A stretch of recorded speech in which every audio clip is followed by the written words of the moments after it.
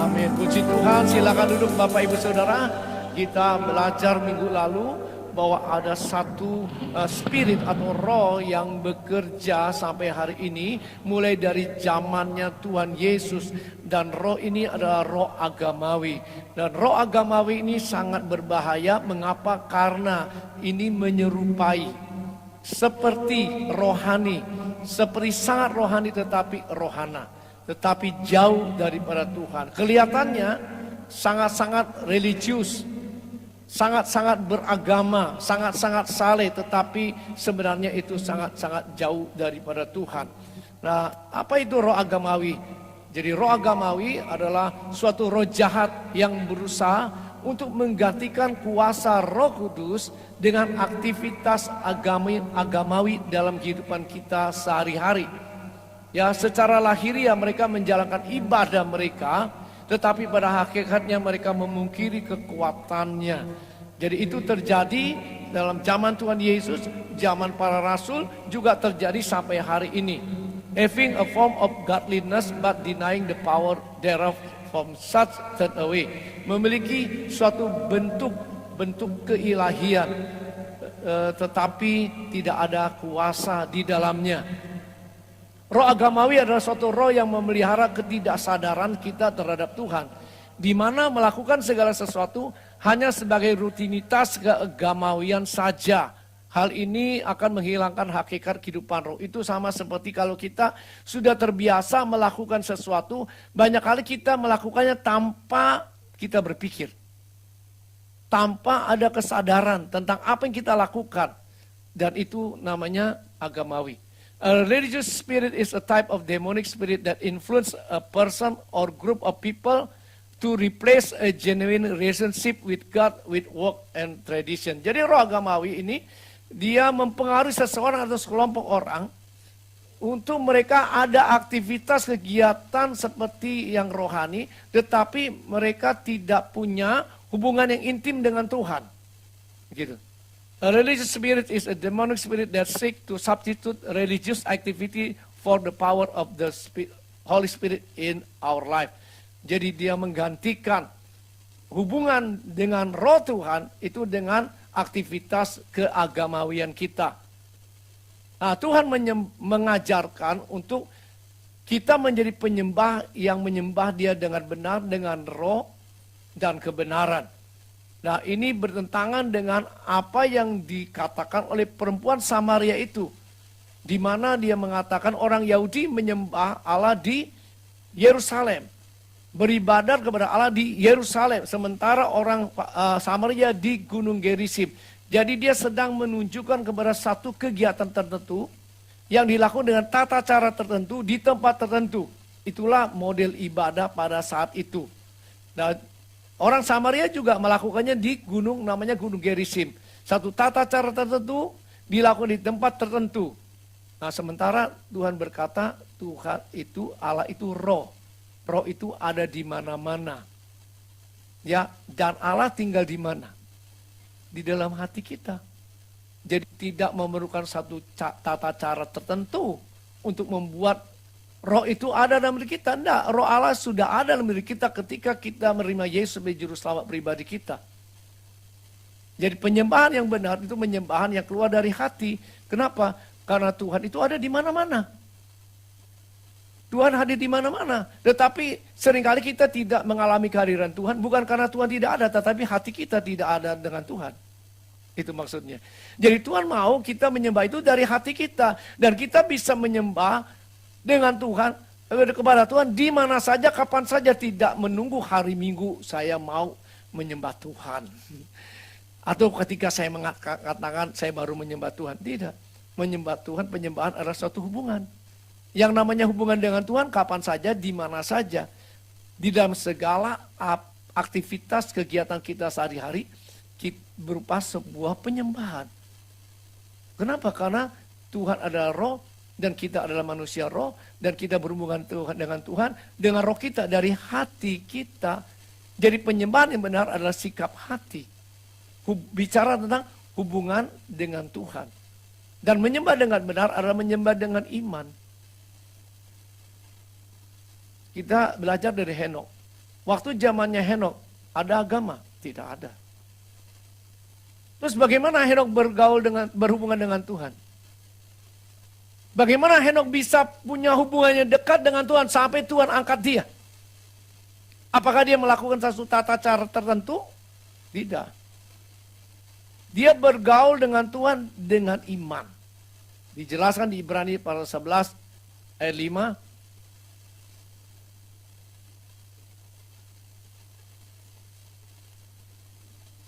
Dan Henok hidup bergaul dengan Allah selama 300 tahun lagi. Setelah ia memperanakan Metusala, ia memperanakan anak-anak lelaki dan perempuan.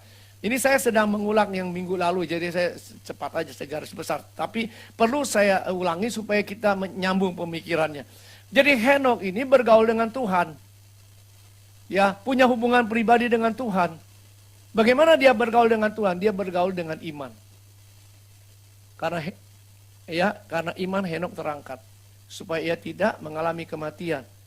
Dan tanpa iman tidak mungkin orang berkenan kepada Allah. Jadi bagaimana Henok bergaul dengan Tuhan? Dengan iman. Artinya dia melihat Tuhan enggak? Tidak. Dia pegang Tuhan enggak? Tidak. Dia merasakan Tuhan dengan inderanya? Tidak. Dia bergaul dengan Tuhan dengan iman. Jadi ketika kita sedang kita mengangkat tangan menyembah Tuhan, misalkan dalam satu ibadah, kalau hati kita tidak tertuju kepada Tuhan, kita agamawi. Kalau kita tidak percaya bahwa Tuhan ada, maka kita juga agamawi.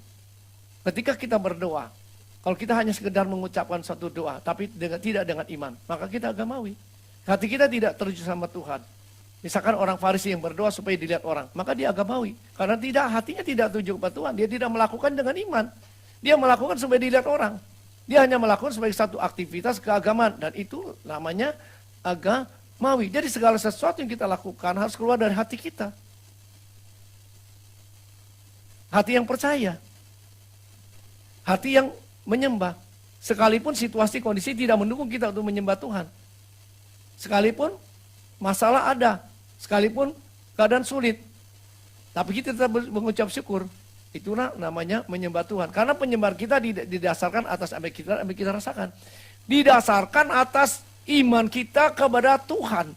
Iman kita dasarnya firman Allah. Bahwa Allah turut bekerja dalam segala sesuatu untuk mendatangkan kebaikan. Jadi waktu keadaan tidak baik, kita tetap bersyukur. Terima kasih Tuhan, aku percaya Engkau selalu ada menyertai aku. Sekalipun aku nggak merasakan saat ini kehadiran-Mu secara fisik, tapi aku percaya Engkau ada. Ketika kita berdoa apa saja, kita berdoa untuk orang sakit. Kita berdoa dengan iman. Kita berdoa berdasarkan firman Tuhan. Ketika saya mengusir orang yang kerasukan roh jahat, saya melakukannya dengan iman. Saya tidak melihat, wah ada roh jahat itu di dalamnya, ada tanduknya. Saya nggak melihat. Saya juga nggak melihat, wah ada roh di dalam saya sedang begini, Roh Kudus. Berarti sudah ada kuasanya. Kalau saya belum lihat, wah saya nggak yakin. Itu namanya bukan dengan iman. Ngerti ya? Dengan iman artinya nggak melihat, tapi percaya firman Tuhan bilang bahwa aku punya kuasa dalam nama Yesus. Kuasa yang jauh melampaui segala kuasa apapun yang ada di dunia ini. Nama apapun disebut. Berdasarkan itu saya bergerak. Saya bilang dalam nama Yesus kamu roh jahat pergi. Itulah iman. Dan ketika saya melakukan itu, maka roh jahat itu pergi. Sama seperti seorang polisi ya yang poluan, yang badannya kecil, tapi dia angkat tangan, dia percaya mobil pasti berhenti. Berhenti nggak mobil? Berhenti. Itulah iman.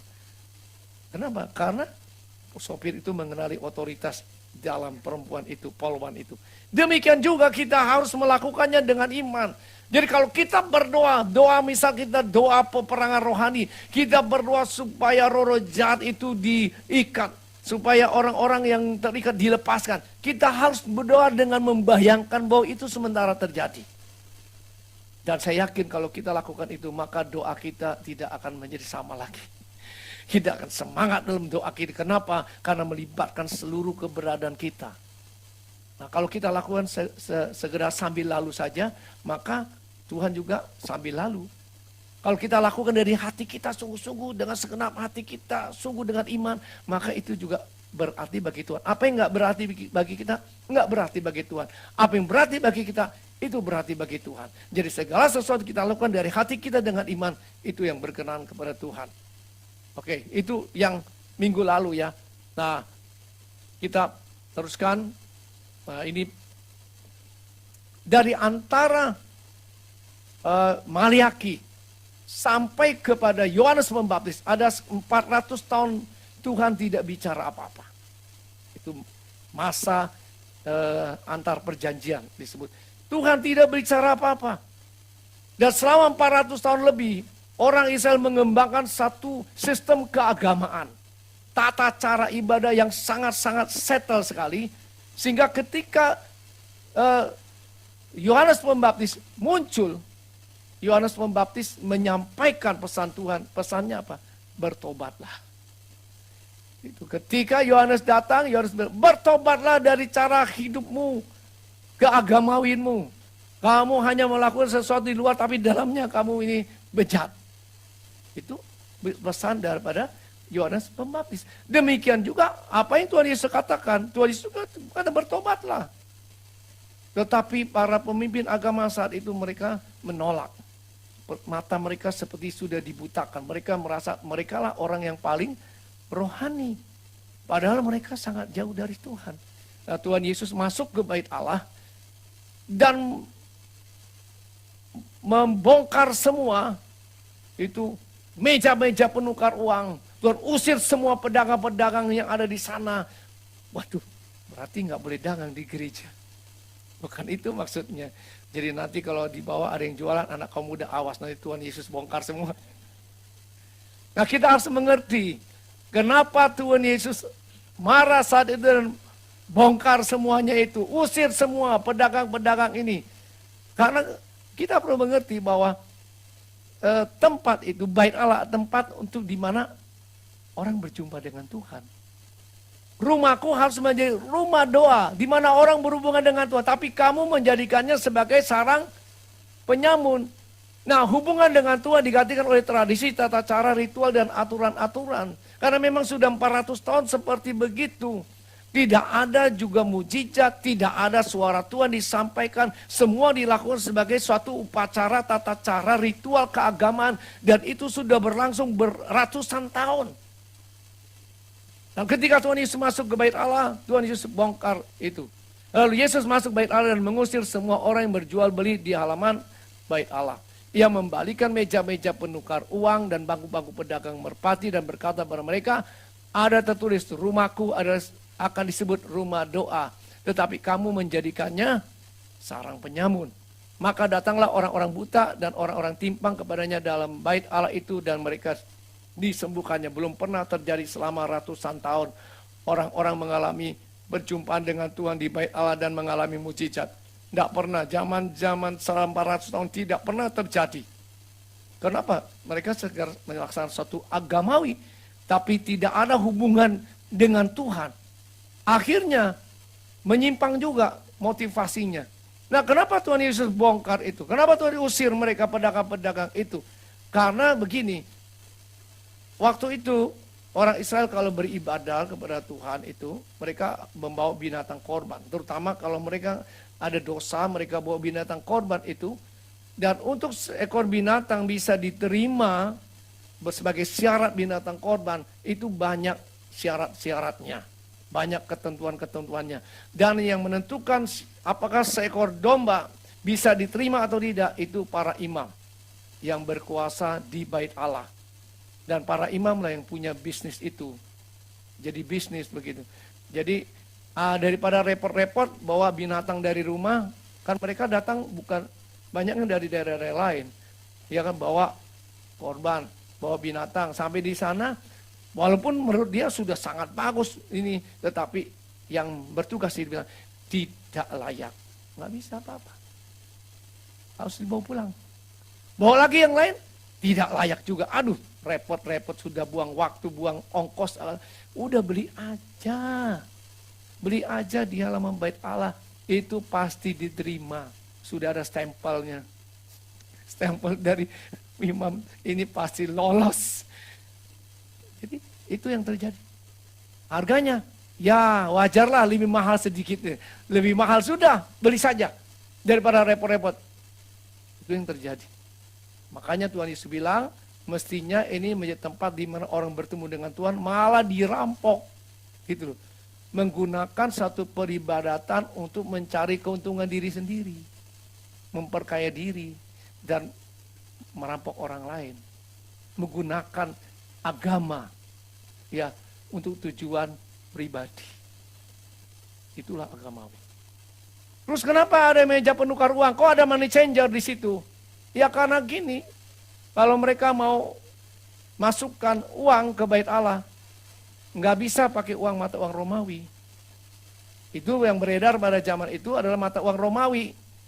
Kenapa? Ini ada gambar kaisarnya. Gambar kaisar dianggap sebagai dewa. Najis, nggak boleh masuk. Itu penyembahan berhala, nggak boleh masuk di bait Allah. Jadi harus mata uang sikal, mata uang Yahudi. Nah mata uang Yahudi kan nggak beredar di pasaran. Jadi bagaimana bisa dapat mata uang Yahudi? Tukar di situ, money changer. Kursnya lumayan. Untungnya masuk lagi, poci-poci lagi itu para pemimpin saat itu yang berkuasa di bait Allah. Itu sebabnya makanya Tuhan Yesus marah, dibongkar itu. Nah itulah ketika menjadi agamawi, hatinya sudah jauh dari Tuhan. Motivasinya sudah jadi berbeda. Ibadat hanya sebagai sesuatu yang mencari keuntungan secara pribadi dan materi, hal yang duniawi. Tidak lagi sebagai tempat di mana orang akan berjumpa dengan Tuhan. Itu kan tujuannya. Nah sekarang bait Allah di mana? Kita lah bait Allah. Dan Tuhan Yesus mau kita ini sebagai rumah doa. Terus di mana kita menjadi rumah doa? Kapan saja, di mana saja. Tidak tunggu nanti kalau hari Minggu baru jadi rumah doa. Setelah itu jadi rumah apa? Tuhan mau kita menjadi rumah doa di mana saja, kapan saja. Karena Roh Allah selalu ada. Roh Allah tidak pernah meninggalkan kita. Cuma kita yang seringkali nggak menyadari keberadaannya begitu. Nah kadang-kadang kita melakukan satu aktivitas keagamaan tetapi kita tidak menyadari keberadaan Tuhan. Hati kita tidak tertuju sama Tuhan. Kita tidak beriman kepada Tuhan. Maka kita jadi agamawi.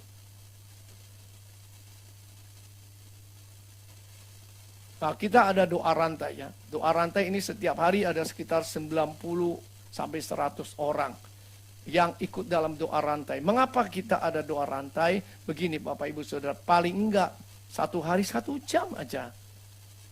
Ya 1 jam kita membangun kesadaran akan Tuhan dalam kehidupan kita. Doa itu membangun kesadaran kita akan Tuhan.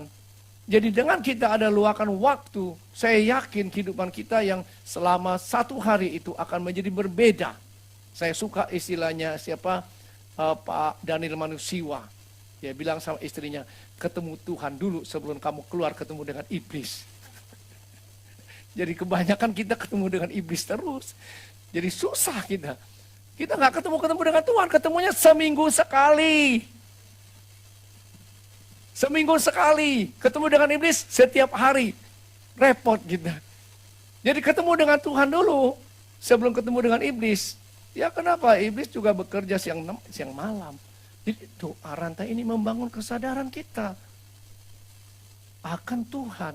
Akan rohnya yang selalu ada memimpin kehidupan kita. Nah, ada 29 orang yang sudah mengalami kesembuhan. Saudara, dari 40-an orang setiap hari yang kita doakan itu, kita mencatat. Saya mencatat semua. Oh ini sudah tidak perlu didoakan lagi.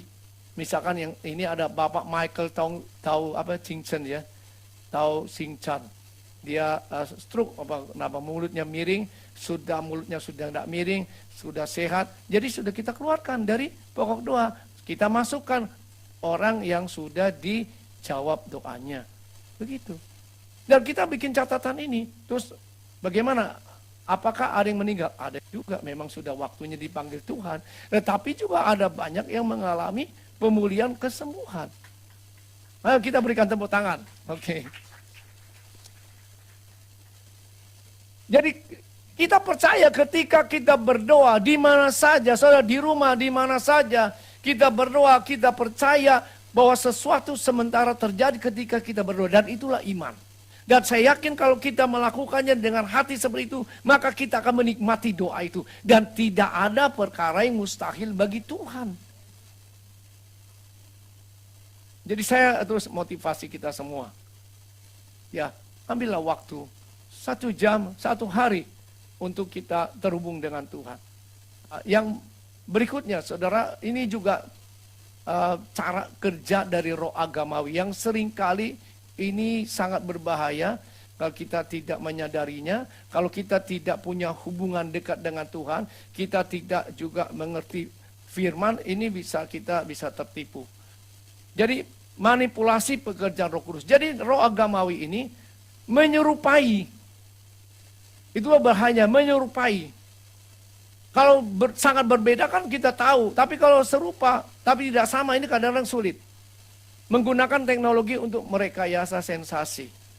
Jadi ini terjadi pada zaman modern ini. Jadi ada frekuensi-frekuensi tertentu yang diputar dalam ibadah untuk mempengaruhi pikiran atau otak orang. Nah, itu menurut saya ini manipulasi. Sehingga orang merasakan satu sensasi-sensasi yang merasa, ada hari Tuhan ya. Padahal itu direkayasa. Itu agamawi. Dan roh jahat bisa bekerja di situ. Terus manipulasi karunia-karunia. Ada yang pokok doa dikumpulin dari jemaat. Kemudian ada yang periksa pokok doa itu dan akhirnya dipilih yang menjadi target. Ya, wah ini, Bapak ini jadi target. Dia punya masalah ini, punya ini. Nah, terus ada pengkhotbah tamu datang dikasih. Tentunya pengkhotbah tamu yang sudah bisa kong juga. Ini loh. Ini targetnya. Jadi ketika dia sedang berkhotbah, kemudian dia bilang, ada suara dari Tuhan. Bukan suara dari Tuhan, suara dari hantu. Suara dari pokok doa itu yang dia sudah baca sama dia. Dia bilang, ada seseorang yang begini. Kan Bapak itu bilang, kok cocok ya? Tuhan sedang berbicara sama aku. Ayo, datanglah sama Tuhan. Orang itu masih belum mau. Disebut inisialnya, ini. Sampai orang itu maju ke depan. Dan kemudian, Bapak harus begini. Dan biasanya itu orang-orang yang punya uang. Akhirnya, itu terjadi, saudara. Ini saya mendengar juga, serem sekali ya. Dan itu yang terjadi. Sama seperti zaman Tuhan Yesus kan, para imam itu punya bisnis itu untuk mengeruk kekayaan. Itu terjadi juga saat ini. Roh yang sama yang bekerja ketika orang tidak lagi punya hubungan dengan Tuhan, hatinya sudah jauh daripada Tuhan, maka segala sesuatu itu bisa dipakai. Tuhan pun digunakan, agama digunakan untuk maksud tujuannya sendiri. Dan itu terjadi. Terus menggantikan kuasa Roh Kudus dengan metode atau bedah. Nah, kita harus mengerti roh Tuhan itu memimpin seseorang untuk melakukan sesuatu yang kadang-kadang nggak biasa. Ya. Nah, kalau itu dari roh Tuhan, itu sah-sah saja. Tetapi ketika sudah bukan roh Tuhan lagi dan kita masih menggunakan metodenya dan itu metodenya dipakai sebagai satu keharusan, dan itulah namanya agamawi. Kita melihat bagaimana ini ya, Tuhan Yesus menyembuhkan orang buta. Tuhan Yesus meludah ke tanah dan mengoleskan tanah itu ke mata orang buta, kemudian memerintahkannya untuk membasuh di kolam Siloam. Ini Yohanes 9 ayat 6 sampai 7. Apakah setiap kali Tuhan Yesus sembuhkan orang buta pakai ludah di tanah dan aduk tanah dan oles di mata? Tidak. Di peristiwa yang lain, Yesus menjamah mata 2 orang buta itu dan mereka langsung melihat, nggak pakai ludah, nggak pakai ini, jamah saja. Terus Yesus yang ketiga, Yesus berkata kepada Bartimeus, pengemis buta ini, nggak pakai menjamah, cuma ngomong, pergilah, imanmu telah menyelamatkan engkau. Pada saat itu juga Bartimeus melihat. Kenapa? Karena bagi Tuhan dulu nggak perlu untuk menjamah, tidak perlu untuk apa-apa. Mungkin cuma nirototin, sembuh. Kalau Tuhan bisa lakukan itu, nah, yang intinya Tuhan Yesus melakukan dengan urapan kuasa Roh Kudus. Dan jangan kita tuh gantikan kuasa rohnya, hubungan dengan Tuhan dengan metodenya. Ini yang keliru nanti. Terus Yesus meludahi mata orang buta itu. Nah kali ini tidak meludahkan, tapi ludahi mata orang itu. Dan sudah itu meletakkan tangannya pada mata orang itu. Dan kemudian orang itu bisa melihat dengan jelas. Awalnya setelah diludah, buka mata masih sama-sama, letakkan tangan, dan kemudian dilihat dengan jelas. Kita melihat, nggak ada satu cara yang terus dipakai. Yang intinya adalah Yesus melakukan dengan urapan daripada Roh Kudus. Itu intinya. Paulus juga, bagaimana Paulus menyembuhkan orang? Ada satu kali di Kisah Rasul dipakai sapu tangannya. Pakai sapu tangan karena mungkin waktu itu ada orang yang membutuhkan tapi jaraknya jauh. Dan Roh Allah menggerakkan Paulus untuk pakai sapu tanganmu saja. Dan kemudian sapu tangan itu dibawa dan orang-orang itu saat itu sembuh. Saya yakin setelah itu sapu tangannya enggak berlaku lagi kuasanya. Hanya saat itu saja. Karena di yang berikutnya tidak lagi Paulus dikatakan pakai sapu tangan. Enggak. Itu cuma pada waktu tertentu saja ketika Roh Allah memimpin Paulus melakukan itu. Juga bayangan Petrus kan katakan lewat orang-orang sembuh. Apakah setiap kali Petrus melakukan dengan bayangan orang di pintu bait Allah apakah pakai bayangannya? Enggak. Emas dan perak tidak padaku, tapi di dalam nama Yesus kamu berjalan. Kan kita melihat tidak ada satu cara yang tertentu yang dipakai berulang-ulang. Dan kalau kita kemudian mengajarkan satu pengajaran yang pakai satu cara, harus pakai cara itu. Nah itu jadi agamawi nanti. Bahaya, hati-hati. Jadi kita harus mengerti firman Tuhan. Gitu. Dan ini sementara terjadi juga di tengah-tengah kita saat ini. Contohnya roti dan anggur perjamuan. Saudara, apakah Tuhan bisa menggunakan roti dan anggur perjamuan untuk menyembuhkan orang? Bisa, sangat jelas karena itu melambangkan tubuh dan darah Yesus. Itu melambangkan sesuatu yang menyembuhkannya bukan roti dan anggurnya, tapi kuasa yang dilambangkan itu. Jangan sampai keliru nanti akhirnya roti dan perjamuan itu yang akhirnya malah diperdagangkan juga bisa karena ini katanya ada kuasanya. Itu keluar dari gereja itu atau dari orang itu yang sudah didoakan, maka ini punya kuasa. Jadi seperti jimat. Nggak bedanya pergi ke dukun minta apa kasih satu alat untuk ini, pakai ini atau air putih dan itu kita masih mengerti firman Tuhan. Ini bisa menjadi agamawi seperti begini, gitu. Ya, jadi bisa juga ketika misalkan ya, ketika saudara melayani seseorang, Roh Kudusnya bawa itu anggur dan roti perjamuan, ya kita bawa. Kita taat sama Roh Kudus, tapi tidak setiap kali terus harus ada roti dan anggur baru bisa sembuh. Nah, kalau sudah begitu, karena itu tidak diajarkan firman. Nah, jadi kita harus mengerti firman Tuhan tidak mengajarkan itu. Terus minyak urapan sama juga. Makanya saya kalau berdoa saya selalu kalau pakai minyak saya mengatakan ini bukan minyak ajaib. Ya, ini minyak biasa. Ya mungkin ini minyak minyak zaitun. Tapi apakah harus pakai minyak zaitun? Enggak juga, pakai minyak bimoli pun bisa. Enggak masalah. Bukan sekarang minyaknya bukan, tapi iman kita. Gitu. Nah, kalau saudara masih memerlukan minyak karena itu menolong satu beriman, enggak masalah. Tapi jangan sampai minyak itu menggantikan urapan Tuhan. Roh Kudus. Nah, itu berbahaya. Ini banyak yang jemaat nggak mengerti hal ini. Air putih juga begitu. Apakah bisa? Misalkan seseorang mendoakan orang terus Roh Kudus menggerakkan, kasih dia minum air putih. Kasih. Tapi kalau kemudian hari terus akhirnya harus pakai air putih. Kalau nggak air putih Tuhan tidak bekerja. Nah, itulah sudah menjadi agama. Dan orang yang nggak mengerti, yang melihat itu pikir, oh air putih berarti berikutnya dia melayani orang, dia nggak tahu firman, masih pakai air putih, makanya nggak sembuh kamu nggak pakai air putih. Nah itu sudah keliru. Kenapa? Karena bertentangan dengan firman Tuhan. Salib juga, pakai salib ini. Waktu banyak kan nonton film vampir dan pakai salib, rumahnya taruh salib sini, salib sana supaya setan tidak masuk. Jadi akhirnya karena kita enggak mengerti firman. Padahal Roh Allah ada di sini. Masa terus digantikan dengan kayu salib begitu? Oh, salibnya juga mesti pakai logam tertentu lagi. Nah, itu sudah jadi klinik. Ada yang saya pernah melepaskan orang yang itu kalau berdoa harus di depan salib.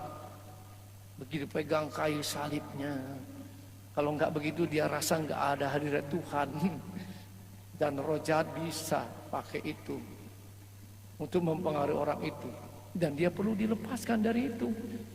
Banyak kayak rosario lah apa yang terus kalau semakin banyak dibaca berulang-ulang semakin itu semakin manjur doanya. Itu jadi agamawi. Kenapa Tuhan, kuasa Tuhan yang nggak ada diganti dengan aktivitas itu. Seolah-olah itu yang akan membuat Tuhan bergerak. Kalau itu tidak dilakukan, Tuhan tidak bergerak. Nah itu jadi agamawi. Terus garam juga. Ya betul, saya sering mendengar ini. Usir setan harus pakai garam katanya. Kalau usir ular memang. Kalau kita lagi camping itu pakai garam keliling supaya ular tidak masuk, betul. Tapi kalau supaya setan nggak masuk, nah itu sudah jadi agamawi. Bisa juga sekali waktu seseorang dipakai Tuhan kan untuk pakai garam waktu dia mengusir setan. Bisa, tetapi kalau nanti terus garamnya yang menjadi sesuatu yang lebih penting daripada kuasa Tuhan, itu jadi agamawi. Dan waktu saya mengajar di Banjarbaru, pelatihan untuk kesembuhan dan kelepasan, ini ada hamba Tuhan dan ada juga para tim-tim doa yang mereka sudah melayani di mana-mana begitu. Jadi ketika ada yang manifestasi dalam kelas itu, dan mereka datang sama saya, seorang ibu, Pak, ada garam kan? Pakai garam Pak. Saya tidak pakai garam. Pakai nama Yesus. Kamu pakai garam seton juga. Kalau kamu nggak ada roh Tuhan dalam dirimu, nggak ada iman sama Tuhan, nggak akan mancur. Jadi bisa jadi malah roh jahat yang bekerja melalui itu. Membelokkan orang. Saya bilang nggak pakai garam. Pakai ini Pak 7 tumen, 7 elemen itu urapannya diracik khusus dengan 7 bahan dasar apa. Saya bilang tidak pakai itu semua. Saya buktikan dalam nama Yesus orang itu setannya keluar. Nggak pakai garam, nggak pakai ini. Nah kenapa mereka begitu? Mereka tidak punya dasar Alkitab yang kuat. Nggak belajar firman. Mereka cuma melihat orang-orang tertentu yang dipakai Tuhan dan mungkin saat itu kebetulan mereka menggunakan itu. Dan wah mesti pakai ini. Ayo kita Pak rahasianya apa? Itu ramuannya apa sih? Wah ramuannya itu yang diandalkan. Sementara mereka hidupnya nggak beres. Mereka tidak bereskan hidupnya dengan Tuhan. Hidup dalam dosa. Tetapi yang penting punya ini. Nah itu sudah bahaya. Berbahaya. Setan bisa menyusup di situ malah. Garam, sapu tangan, jubah. Melihat ini pakai jubah. Akhirnya ikut-ikutan pakai jubah. Orang pada rubuh karena jubahnya nggak pernah dicuci. Bukan karena roh Tuhan sedang bekerja. Termasuk rebah dalam roh. Nah ini kalau kita nggak mengerti ya. Jadi kita berpikir kalau nggak rebah berarti roh Tuhan tidak bekerja. Jadi akhirnya ada yang merebahkan dirinya sendiri. Dan rebahnya cari-cari tempat yang aman. Supaya ada yang megangin nggak nih. Itu kacau karena itu ada yang begitu. Ya aku belum dilawan Tuhan kok temanku rebah. Aku rebahkan diriku saja. Nah, itu karena sudah salah. Tidak harus roh Tuhan bekerja orang harus rebah. Rebah 100 kali nggak bertobat percuma. Yang dicari rebahnya atau nggak rebah direbahkan. Diganjel kakinya, didorong kepalanya, jatuh. Itu parah. Jadi jangan cari rebahnya. Jangan. Roh Tuhan. Dan nah ini muntah. Nah ini punya pengalaman sendiri saya. Dulu sekali waktu kita gereja baru belajar gitu. Mau belajar untuk melayani kesembuhan, kelepasan bagaimana sih. Terus dengar ada seorang profesor yang katanya dipakai Tuhan dengan dahsyat luar biasa. Kita undang. Nah, dia kasih seminar. Nah, di seminar itu dia bilang begini. Di sini siapa yang berani seperti saya? Berani apa? Gini, saya pergi ke Kalimantan di satu desa, saya tantang kepala sukunya. Potong-potongan telinga. Kalau nggak ada yang sembuh, potong telinga saya. Kalau ada yang sembuh, potong telinga bapak. Begitu. Dia bilang, siapa di sini pendeta yang berani? Enggak ada yang berani, cuma kok begitu ya? Saya bilang, kok sayapnya ini sangat kuat sekali. Saya mulai udah gak enak itu. Ini kok buah-buah rohnya kok nggak cocok begitu. Kok ini nadanya bukan, bau kesombongannya sangat kuat sekali. Tapi kan sudah undang orang ya. Kita mau berhentikan di situ juga. Akhirnya dia mesti semua harus pentahiran. Akhirnya bawa ke kolam. Kita jemaat ikut, terus dimuntahin. Jadi nggak muntah, dipukul perutnya. Saya bilang, terus dikasih minum anggur dan dicekek. Saya dicekek, saya berontak. Setelah itu dia bilang, Pak, kami datang lagi ya? Tidak. Saya langsung minta maaf kepada jemaat Tokwa, minta maaf ini. Kita sudah salah. Saya bilang, saya harus meluruskan semuanya. Saudara, apakah bisa muntah? Bisa, tetapi bukan terus harus muntah. Nggak muntah dimuntah-muntahin, dipikir orang jadi muntah. Itu yang sudah agamawi. Orang pelepasan bisa juga teriak, bisa juga dia guling-guling atau dia menguap-menguap. Tidak harus, kalau belum muntah belum sah. Jadi bagaimana cara bikin dia muntah? Dan orang itu akhirnya sudah, daripada aku terus-terus gini, muntahin aja lah. Supaya dianggap sudah selesai. Nah itu jadi agamawi. Kenapa? Metodenya menggantikan kuasa rohnya. Hubungannya dengan Tuhan nggak ada. Ini hati-hati, dan akhirnya roh jahat yang bisa menyusup di situ dan bikin segala macam kekacauan. Jadi juga seperti nubuatan juga. Ada yang suka cari orang yang suka bernubuat. Tiap kali dia datang diajar pendeta yang bernubuat, tolong liatin hidupku bagaimana. Gitu. Dia mau terima bersih. Padahal baca firman aja, kamu tahu kan. Tapi bagaimana ya? Apa sih? Diterawang dulu. Dan kalau ada suara, ya anakku begini-begini, itu pendeta baru hebat. Kalau nggak ada, wah sudah tidak dipakai Tuhan, tidak diurapi sama Tuhan. Dia sudah keliru juga, Bapak Ibu Saudara. Apakah Tuhan tidak bisa bekerja dengan cara itu? Bisa. Tetapi yang namanya roh nggak bisa dituntut, harus. Memangnya siapa yang bos? Kamu yang bos minta Tuhan berbicara. Kalau Tuhan nggak bicara, kamu paksa. Saya satu kali kasih pelajaran ini yang di hamba-hamba Tuhan di Kalimantan Barat. Ada sepasang suami istri datang setelah itu. Karena saya cerita bagaimana Tuhan berbicara lewat mimpi. Mimpin saya begini-begini. Tuhan berbicara menunjukkan sesuatu. Dia datang depan saya bilang, Pak, tolong liatin kami suami istri ini. Apa yang ada dalam hidup kami ini. Saya bilang, aduh maaf Bapak Ibu, nggak bisa, saya bilang. Nggak bisa. Ya seandainya kalau nanti besoknya saya sedang terus tiba-tiba Tuhan kasih tahu Bapak Ibu itu karena mereka segini-gini. Saya akan ngomong, tapi kalau nggak ngomong tuh saya bikin sendiri. Itu namanya lu buat-buat. Itu namanya agamawi. Gitu loh. Memalsukan yang bukan dari roh Tuhan, itu keluar dari daging kita, dari pikiran kita sendiri.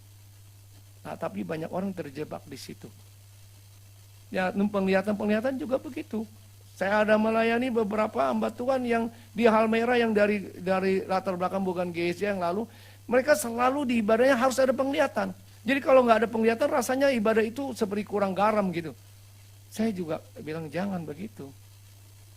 Mungkin Tuhan bisa sekali waktu bekerja gitu. Tapi kalau mengharuskan harus penglihatan, baru ada roh Tuhan bekerja, kita sudah keliru. Karena roh Tuhan bekerja tidak hanya dengan penglihatan, dengan mimpi, dengan berbagai macam cara, suara hati. Tuhan berbicara dengan berbagai macam cara. Dan kalau kita mematok itu dan membatasi Tuhan harus dengan ini, maka itu berbahaya. Karena Tuhan itu tidak kita atur. Mati roh jahat yang menyusup di situ dan menimbulkan banyak masalah di gereja.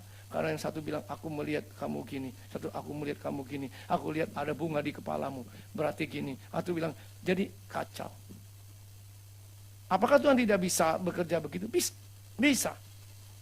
Tetapi kalau harus, nah ini, apa yang tidak diharuskan di dalam Alkitab, kita haruskan, metodenya kita jadikan bersifat normatif, bersifat harus, sebagai satu kebenaran, padahal bukan itu yang Alkitab ajarkan. Itu namanya jadi agamawi.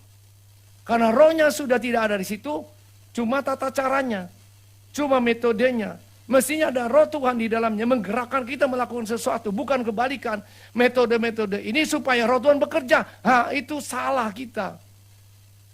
Kayak Tuhan itu mesin ATM aja, kalau dipencet-pencet benar nanti keluar hasilnya. Bukan gitu, saudaraku. Kita harus dipimpin roh.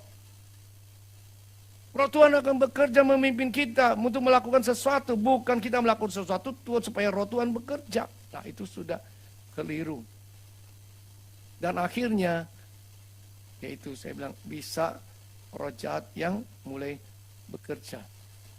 Nah di sini mengapa saya tahu ada gereja-gereja yang sangat enggak mau membuka untuk pekerjaan karunia-karunia. Karena bisa terjadi ekses penyimpangan-penyimpangan seperti itu. Tetapi kita harus mengerti bahwa Tuhan masih bekerja dengan tanda-tanda ajaib dan mujizat. Dan rohnya masih bekerja.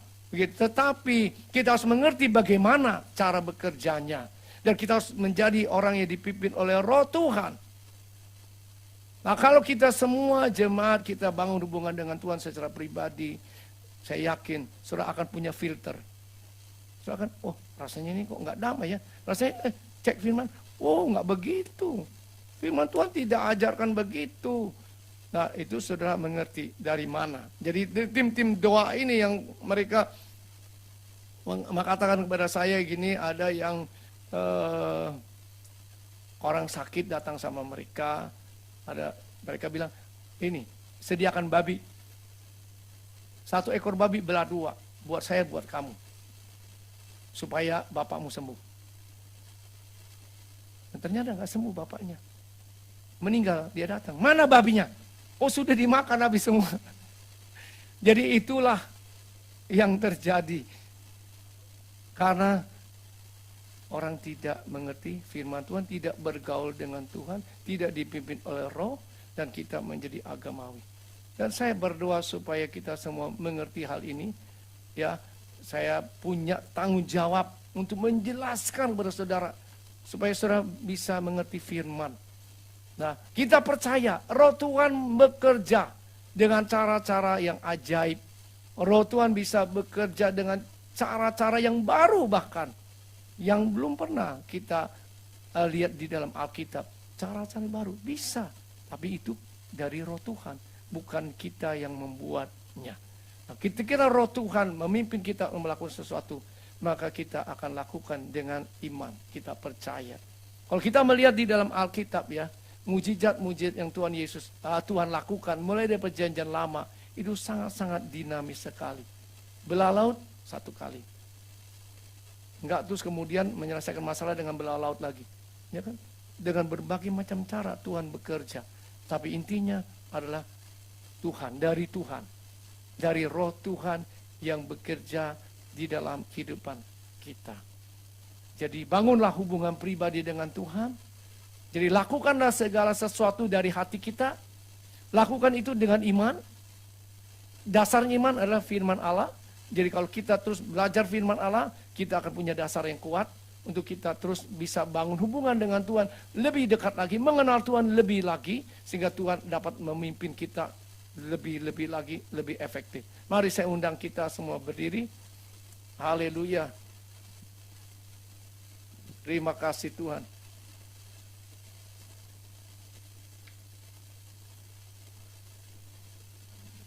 Bagaikan tanah kering yang merindukan